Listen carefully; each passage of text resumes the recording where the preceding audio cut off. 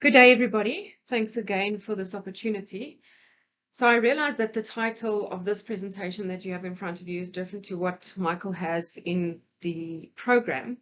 However, I would like to give you a summary of a quarter century of research that I've done on potatoes. And the focus is primarily on 3 or 4 different diseases, and I'll run through them with you.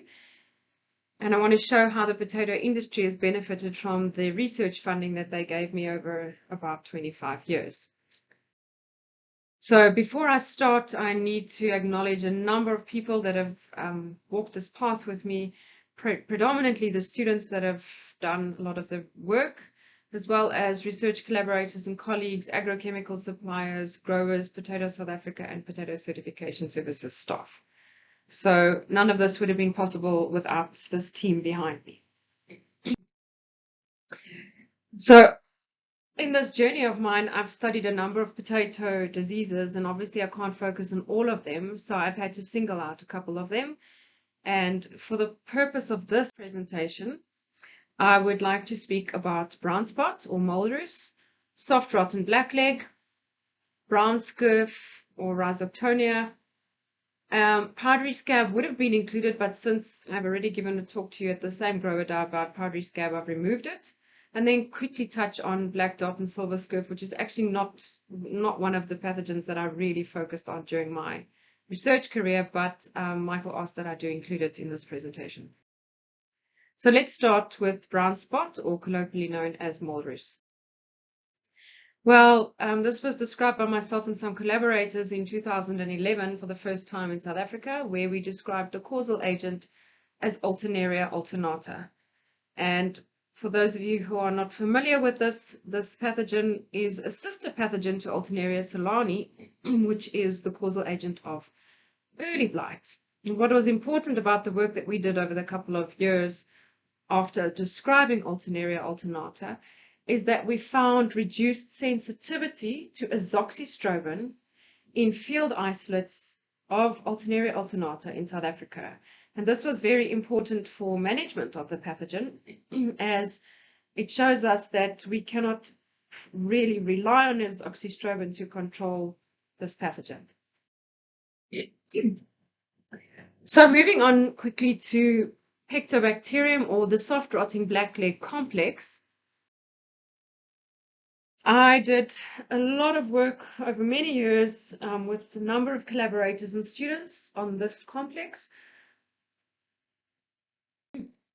So the complex consists of soft rot, blackleg, aerial stem rot, and lenticel hard rot, the symptoms of which you can see in that slide. And I've had a number of collaborators, co-investigators locally and internationally, as well as numerous students that have worked on this over the years with me.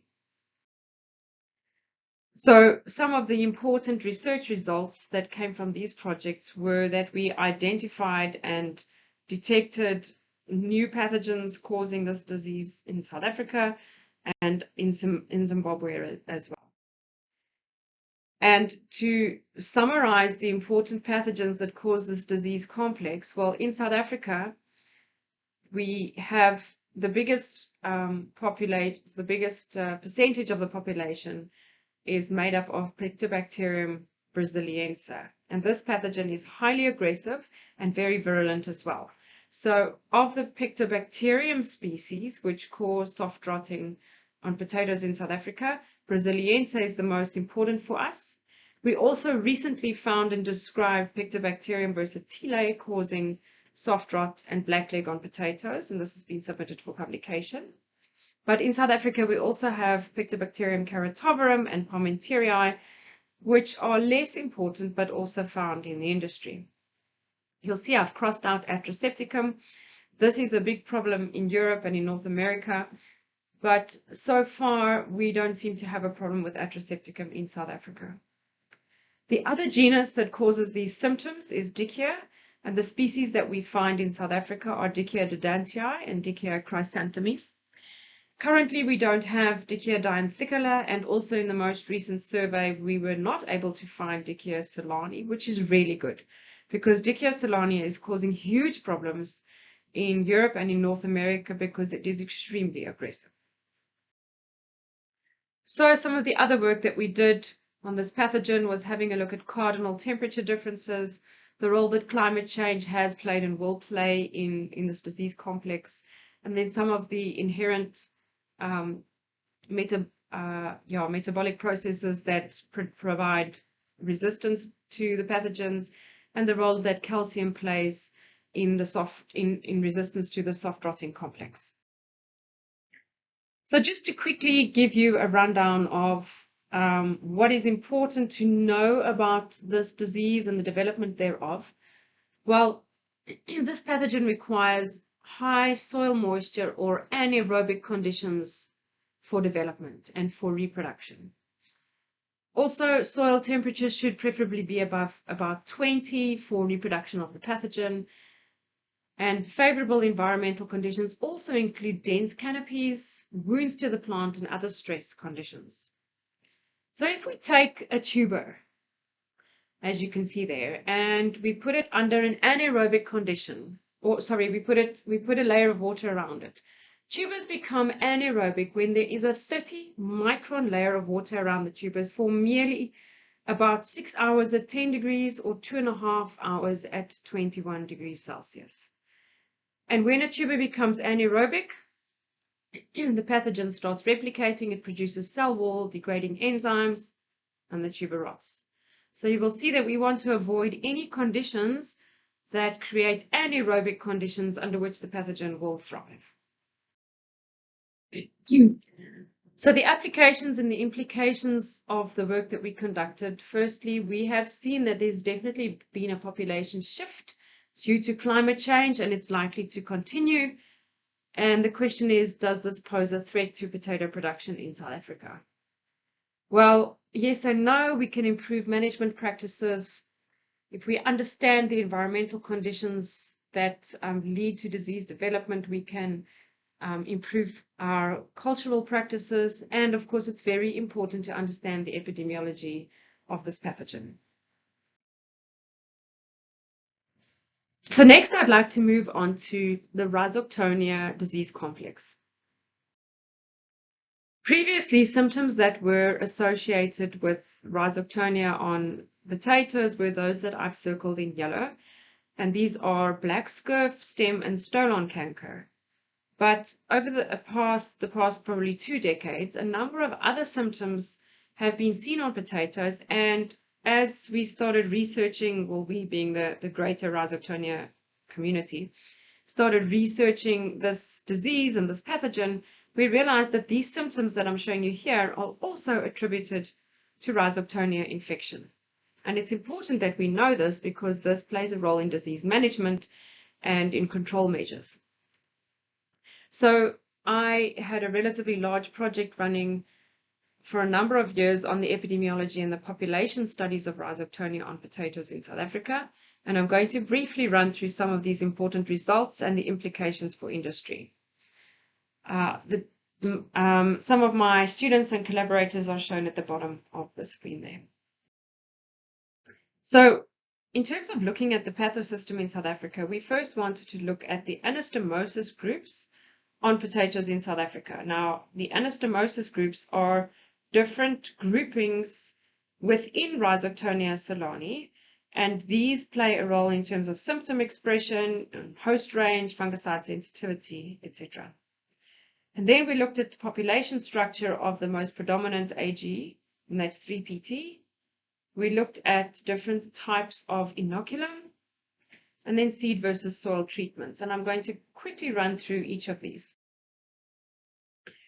So we're looking at the anastomosis groups on potatoes in South Africa. We saw that it's very clear that there are there are first reports of different anastomosis groups causing symptoms that we previously didn't associate with Rhizoctonia infection. So some of these are stem canker and malformation, as you can see in the top there, and we found that binucleate Rhizoctonias can cause stem canker and tuber malformation. We also found that AG5 can cause corky cracks and elephant hide, previously not attributed to Rhizoctonia. And then these other symptoms at the bottom, also just elephant hide, can also be caused by AG3PT and Ag223b. So that's quite important. There's been a lot of controversy in literature regarding whether seed or soil-borne inoculum is more important in the disease cycle of Rhizoctonia. So in a study that we did in mini plots on the experimental farm, we found that in terms of disease expression of black scurf, seed-borne inoculum is more important. However, if we look at root and stolon infection, both seed and soil-borne inoculum appear to be equally important. And then if we look at the development of stolon canker, it seems that seed-borne inoculum is again more important. So the bottom line is that it's very important to ensure the use of pathogen-free seed tubers so that we can eliminate seed-borne inoculum and thereby also eliminate the introduction of new genotypes of Rhizoctonia solani, which would make the pathogen more virulent and more aggressive. When we screened a number of seed and soil treatments against various different AGs, we found that in general, the fungicides currently registered for control of Rhizoctonia in South Africa are still effective. Of those that we screened, we found that tolclofos methyl, fludioxonil, and serenade, which is actually a biological control product, were most effective against all the AGs that we screened in the study. And the in vitro results correlated well with greenhouse and field experiments. This just highlights again the importance of the correct identification of AGs in a specific field, as this underlies correct disease management. So essentially what these results mean in practice is that the cropping cycle and the environmental conditions definitely affect the AG prevalence in a field, and subsequent to that, the AGs present determine the symptoms that will be seen on potatoes. AGs also differ in their sensitivity to fungicides. It is also very important to use pathogen-free seed and to remove weeds in volunteers.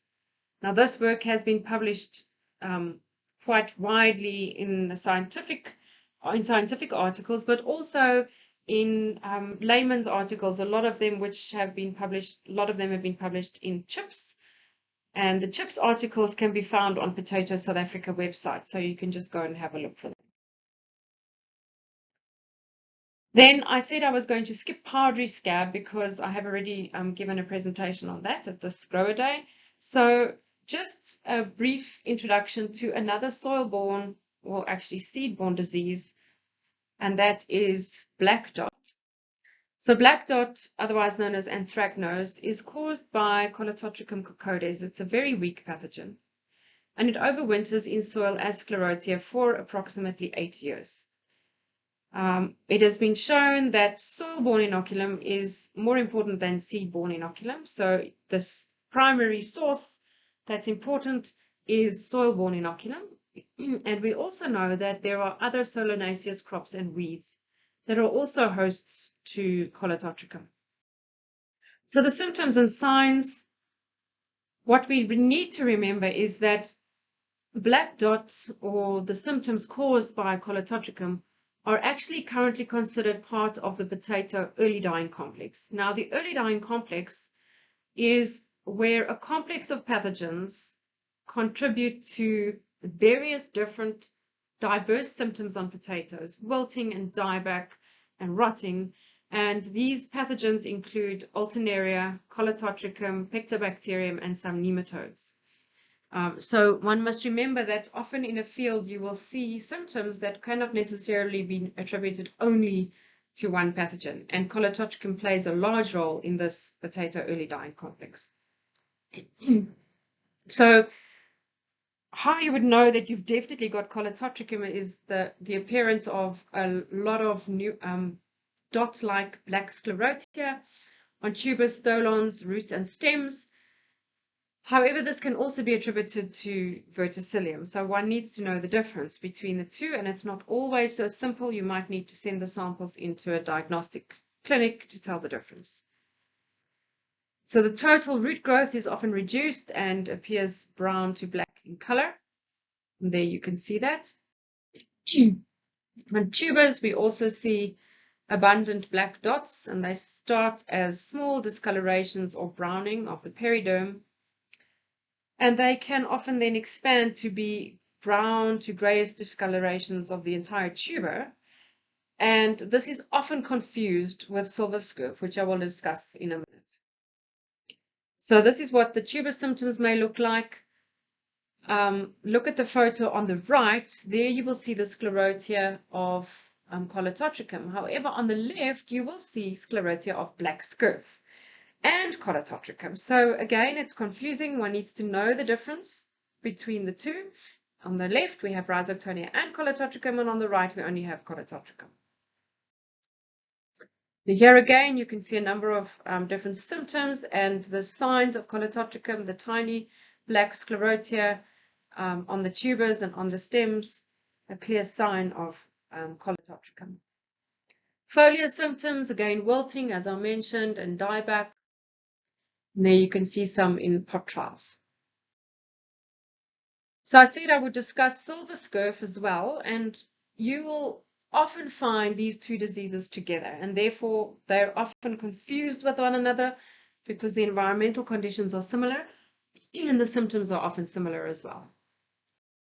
So silver scurf is caused by Helminthosporium solani. This is a very weak pathogen as well, and the importance here is that it does not survive very long in soil. So the primary source of inoculum is contaminated tubers. It's unlikely that this pathogen is going to overwinter for very long in the soil. So symptoms are a silvery appearance of dead skin, although this is sometimes bronze or gold. And under damp conditions, black spore-bearing structures can be seen and may give the dead skin a sooty appearance. And this skin will then eventually flake off, resulting in tubers becoming dehydrated and shriveled. And as I mentioned, it's often confused with black dots. So if you look at the photo there, it's not good resolution, but you will see silver scurf on the left and black dot on the right. Here are some more examples of silver scurf and also the sooty appearance once it starts sporulating. And you will also notice that on different cultivars, it takes on a different appearance. This management pertains both to anthracnose or black dot and silver scurf, not only silver scurf. So management for both of these diseases is long crop rotations. And in fact, that should be standard practice because this is a management practice for Rhizoctonia, for common scab, for powdery scab, for almost all potato diseases. The same applies to planting disease-free seed. Soil treatments for these two pathogens, for silver scurf and black dot, is not always effective and not always practical, and there is some development of resistance in the population of Colletotricum, so one does need to be careful. Good irrigation management is important in terms of management of most diseases. One needs to make sure that the potatoes don't have wet feet because that will result in disease development. Harvesting early is a good practice because a lot of these pathogens will continue to grow on the dead tuber, or sorry, not the dead tuber, but on the skin of the tuber once the plants have been killed off.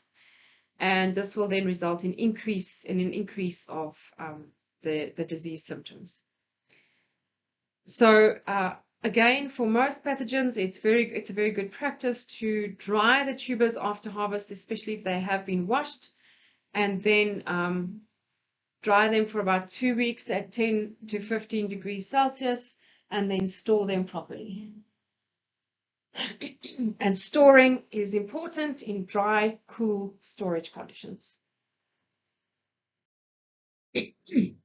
So, as I showed you with powdery scab, again, one needs to come back to the disease triangle and have a look at how it is possible to reduce the amount of pathogen in a field, to increase the resistance of the potato plant itself, and then also to ensure that the environmental conditions are favorable for the plant to be as strong as possible to resist the pathogen and to decrease the favorable environmental conditions for disease development.